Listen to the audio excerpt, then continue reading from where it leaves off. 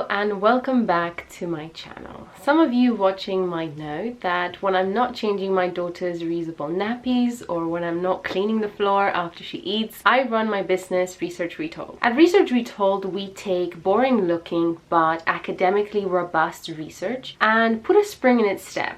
We add a flair of creativity, of visual magic, if you will, so that those who can do something about it can actually digest it more easily. I started my business in 2017 and I made a whole video about it telling the story of how I set up my business. But it's been almost 8 months now since I've run my business as a mother. And let me tell you, it has been a whole lot harder than I thought. So let us sit down and have a frank conversation.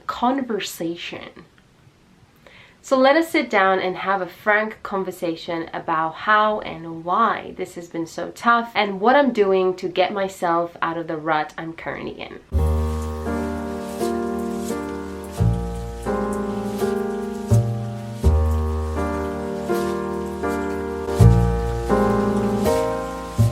As much as I don't want to focus too much on the pandemic, I think it's pretty impossible to have this discussion right now in August 2020 without mentioning it. Being in lockdown has been a blessing in disguise for our family. We have been next to our daughter in the most important first months of her life, provided her with that love and security that she needs so much. We have both been at home and we're able to share the load as equally as possible. The fact that we haven't had to do any stupid or unnecessary traveling for work, thus saving both time and money.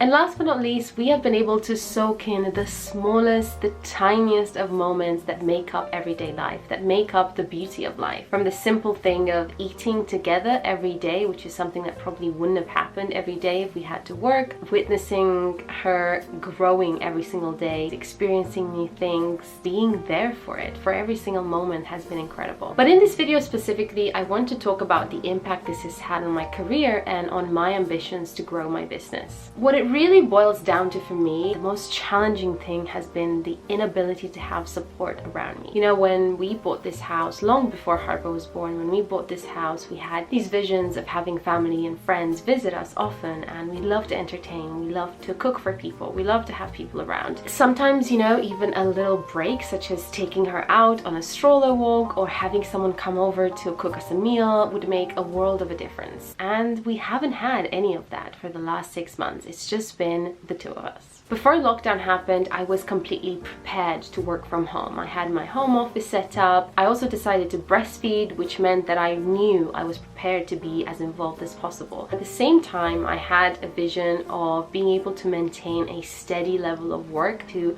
keep the business going. The truth is that being in lockdown for so long without the ability to have support around me has really dampened my ambitions. And this has been a very strange thing for me to adapt to because I'm naturally a very ambitious person. And this is something I've experienced over the last 2 months. This lack of direction or lack of vision of where I wanted to take my business has been very upsetting for me. I do think it's important to have an idea, a goal, a direction for where I want to take things. Over the last months, I've been very just reactive to what's been coming my way, put very little intention or deliberate action to pursue certain goals. The pockets of time that I have are very fragmented, and I think it's fine for certain tasks, but when it comes to setting a strategy for a business or really overhauling a service offering or a product offering, I do need a certain kind of energy and a certain kind of time to dedicate to it. Over these last months, the thought of putting together a strategy, you know, the word strategy would kind of make me sick to my stomach. And I think I would lie if I didn't admit that on many occasions I really considered the prospect of completely stopping everything, closing the website, deleting every single social media account related to Research Retold.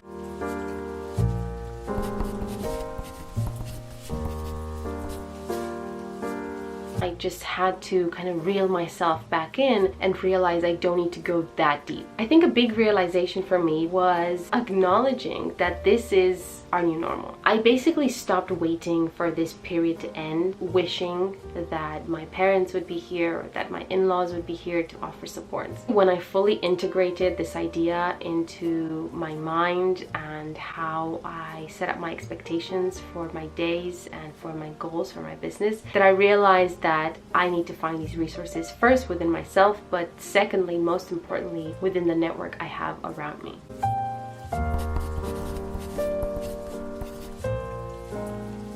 So one night over dinner, my husband and I sat down and discussed ways in which I could overcome this period, find momentum again when it came to rebooting my business. When we had that conversation, truly looked at the resources that we have and what we could do as a team, it became apparent to me that I needed to ask for help.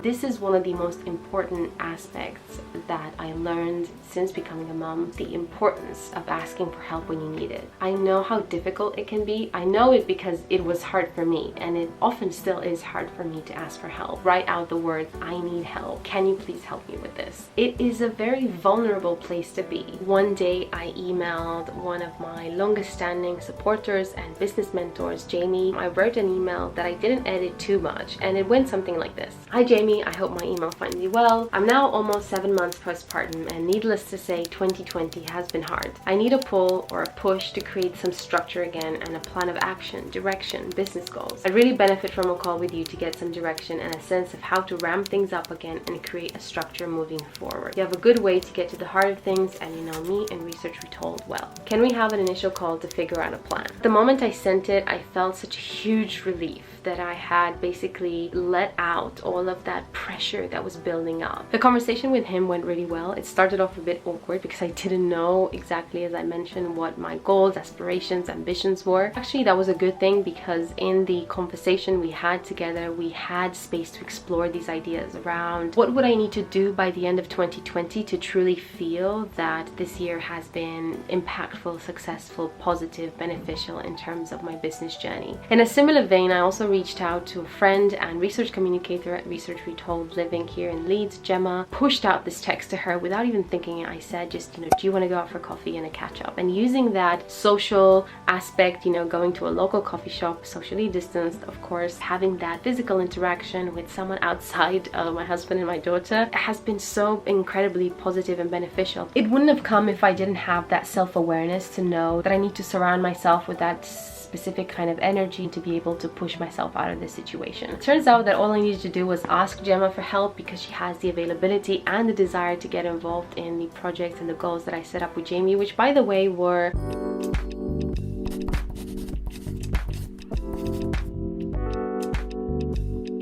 setting up a CRM system for Research Retold, and the second one was to develop, let me show you.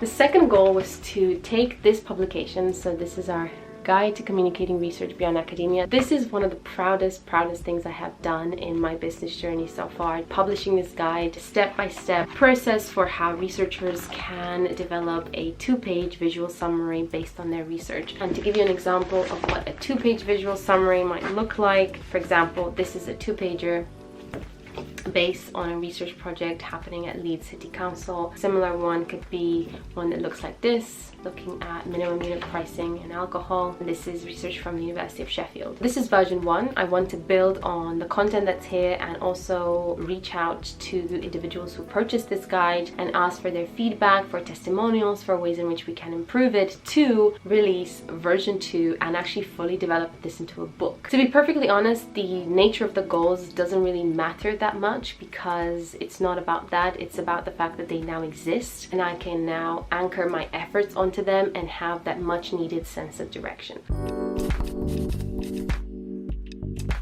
So to sum it up, what I want to leave you with is that if you're feeling like you're lacking that energy, that motivation to keep going in a direction that you wanted to for yourself, whether it's related to your work or to different hobbies or habits that you want to develop, take a step back and think about these 4 things. The first step is really to recognize that it's okay to feel like this. The second aspect I'd urge you to think about and to do is to assess the current resources, the current networks of support that you have around you. Third step step would be to actually reach out to those people and to verbalize the fact that you need support. Finally, you want to lean into those people and into the support that they can offer you to make even one step forward. I truly think it comes down to these 4 things that I did and went through over the course of maybe 2 to 3 weeks that has helped me to now feel a sense of revitalized energy when it comes to what I'm working on right now. I would love to know from you if you resonate with what I'm talking about, whether it's related to your career or when it comes to perhaps keeping up with a habit or a hobby. What other things are you doing to get yourself out of these ruts? We are living in a pandemic. This is uncharted territory and we need all the support we can get. Thanks a lot for watching and I'll catch you in the comments.